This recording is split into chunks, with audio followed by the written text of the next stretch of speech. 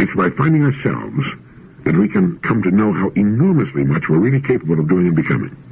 It is not by acting a part, trying to live like other people, living a second-hand and derivative life, that we come to know our real powers. It's by finding ourselves. It's by examining and exploring ourselves and taking full responsibility for ourselves. Not to take up responsibility for oneself, as Professor Steck writes, is to lose the possibility of being a self. And by coming to know the actual self as far as this is possible, one accepts responsibility for what one has been, and one is now capable of deliberate choice.